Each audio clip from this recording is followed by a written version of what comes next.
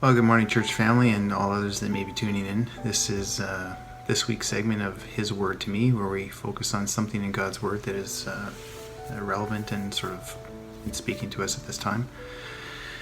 Let's start just with Matthew 28. Certainly in these times of isolation, it's helpful to remember that Christ is always with us.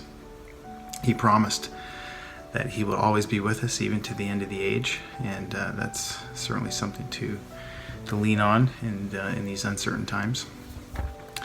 As we consider the last sort of 2-3 months, we've been rallying around, as a church family, rallying around our little warrior Camden in his battle with cancer. And there's been sort of an unofficial theme song that we've been singing called Raise a Hallelujah. Well, what is that word, hallelujah? That's really what I want to look at today. Well, it's actually 2 words. It's a Hebrew liturgical call to praise. It's found in the Psalms. And the first word is hallelujah, which means praise. The second word is itself a shortened version of God's name, Yahweh, Yah. And we want to look at that name, God's name. It's not a title or an epithet. It's His name, and it tells us about who He is. And 2 of the possible meanings for that, which I think are important, are I am that I am. You remember Moses in the burning bush, where he asks the Lord, what is your name? He says, I am that I am. Remember that I am portion of that. And then also present to act in salvation. Of course, this brings us immediately forward into the incarnation of Jesus Christ, where God physically becomes present. Of course, one of the main reasons for that is for His coming is to accomplish our salvation.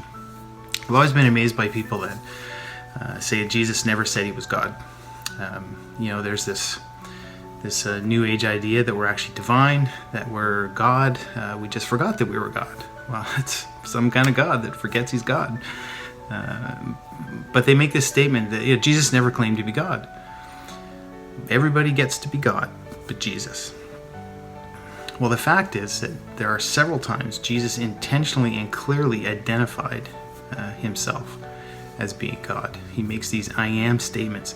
The first one is in chapter 8 of the Gospel of John, that I want to think about these 2 bookends. The first one being where He says to the people, I tell you truthfully that before Abraham was born, I am. And they understood that quite clearly, because they picked up stones to stone Him, because it was blasphemy to claim to be God.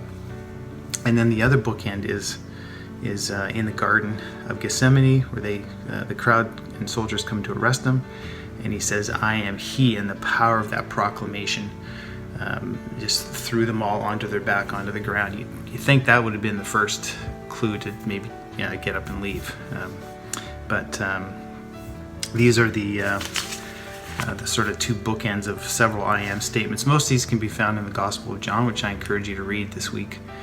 And you'll see, I'll give you some of the chapter references for those. In chapter 14, it says, I am the way and the truth and the life. I find that immensely helpful in these times of confusion and uncertainty. In chapter 6 and in chapter 4, the bread of life and living water, which certainly sustains us, just like manna in the desert and water from a rock. Chapter 11, He says, I am the resurrection and the life, which certainly speaks to our eternal security. We have the light of the world in chapter 8. And it's certainly important for these times of developing darkness. In chapter 10 and chapter 15, He says, I am the door and I am the true vine. It certainly supplies all of our needs. And then take a quick look as well in chapters 1, 21, and 22 of Revelation. We get some really important I am statements there. But He says, I am the Alpha and the Omega, the first and the last, the beginning and the end. See these bookends of all human experience and life. Who was and who is to come, past, present, and future. The Almighty. So just as we come across this word hallelujah, whether it's as a word or in a song or in thought or in prayer. Let us remember that it is God's name and it tells us who He is, that He is present to act in salvation. And as you spend time reading His Word, I pray that it will encourage you this week. So the Lord bless you and keep you, make His face shine upon you, and give you peace. That's number 6. Take care.